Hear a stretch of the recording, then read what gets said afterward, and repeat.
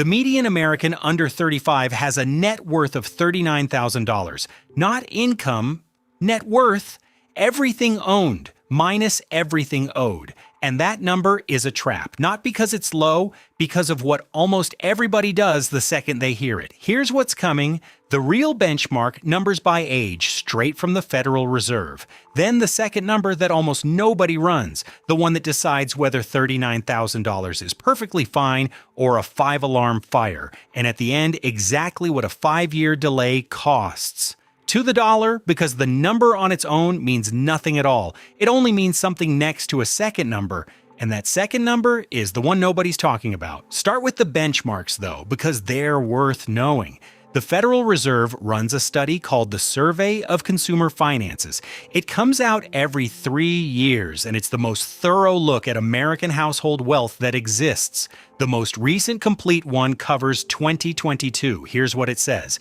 Median net worth for households under 35, $39,000. 35 to 44, $135,000. 645 to 54, $247,255 to 64, $364,500. Quick definition, because half the arguments about this come from people using different maps. Net worth is everything owned minus everything owed. The house counts, but so does the mortgage. The car counts, and so does the loan on it. Retirement accounts, savings, the checking account, all in. Student loans, credit cards, that 0% financing on the couch, all subtracted, which is why plenty of people in their 20s are sitting at a negative number. A degree and a car payment and no time yet for anything to grow. That's not a character flaw, that's just early. Now here's the first thing nobody mentions when they read those numbers out loud.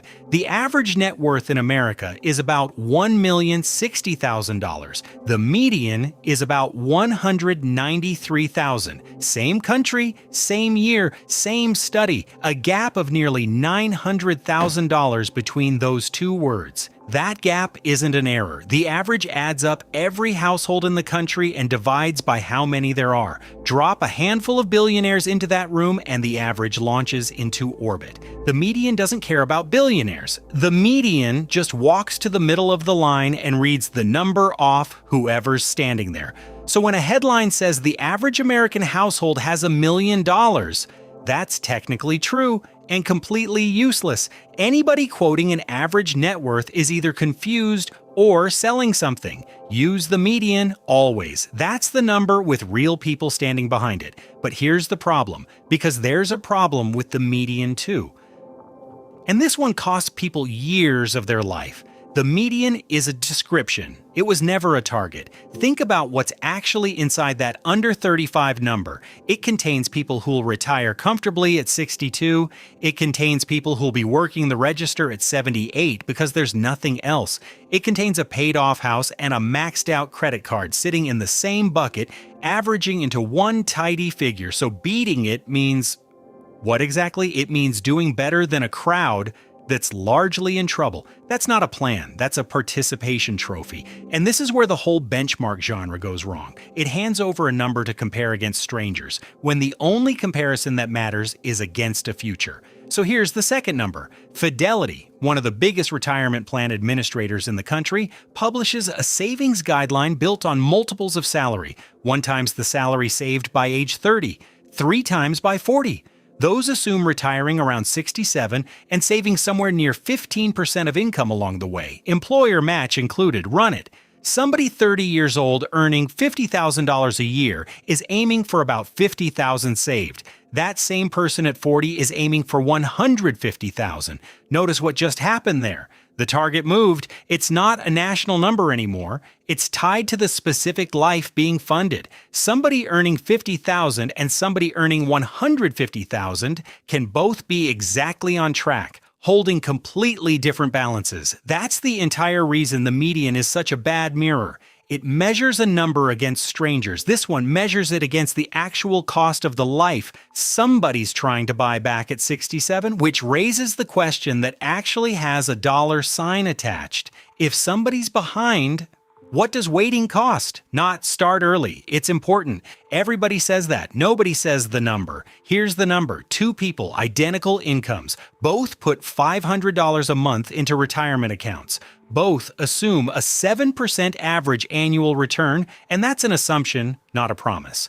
Markets don't hand out flat sevens. Some years they hand out a punch in the mouth. Person 1 starts at 30 and stops at 65. 35 years of contributions. Total money put in, $210,000. Ending balance, roughly $900,000. Person 2 does everything right too. Same $500 a month, same return, same discipline, no missed months. The only difference is a start at 35 instead of 30. 30 years instead of 35. Total money put in, $180,000. Ending balance, roughly $610,000. $30,000 less contributed. $290,000 less at the finish line. Sit with that ratio for a second. Every dollar skipped in the early 30s cost about $10 at the end, and not because of the dollar itself, because of everything that dollar never got the chance to become. That's the whole game. Right there, time does the heavy lifting, and time only sells at one price,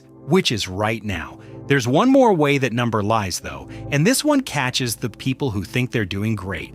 Net worth doesn't care whether money can actually be reached. For most typical American households, the bulk of that number isn't sitting in an account. It's concentrated in home equity and retirement accounts, which is real wealth.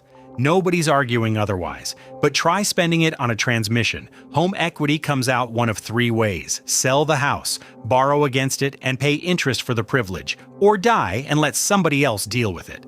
Retirement accounts before 59.5 generally mean taxes and usually a penalty on top. So two people can post the exact same net worth. One has $100,000, 60 of it in home equity, 30 in a retirement account, 10 in cash. The other has $100,000 sitting in a savings account. On paper, identical. In a real emergency, they're not remotely the same person. That's why net worth is a scoreboard, not a fuel gauge. It says how the game's going overall. It says nothing about whether there's enough gas to get through next month, which is the whole argument for an emergency fund existing separately before any of this benchmark math matters at all. A great net worth with no cash is just a very impressive way to end up putting a car repair on a credit card at 24%.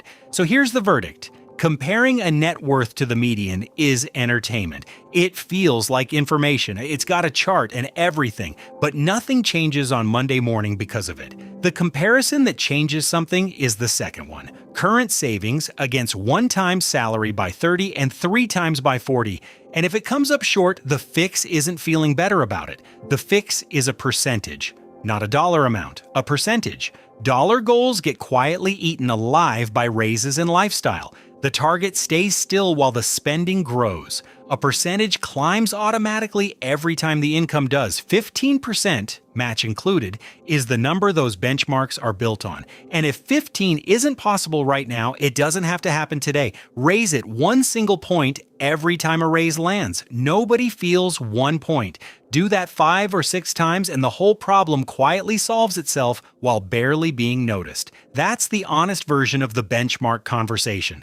One more thing worth knowing, though, because it reframes everything above it. Fidelity also tracks a specific group, savers who've stayed in the same workplace plan for 15 years or longer.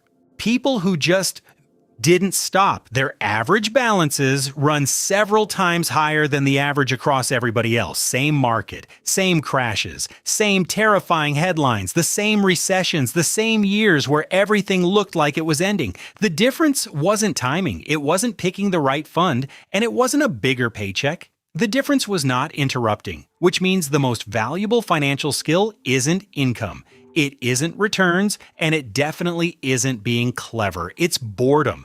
The ability to keep making the same unremarkable contribution month after unremarkable month, while the world loses its mind every few years. Nobody makes a documentary about that guy. He just ends up rich. Dad's one rule on this one: never measure yourself against people who are also drowning. The median is where everybody is. It was never where anybody was going.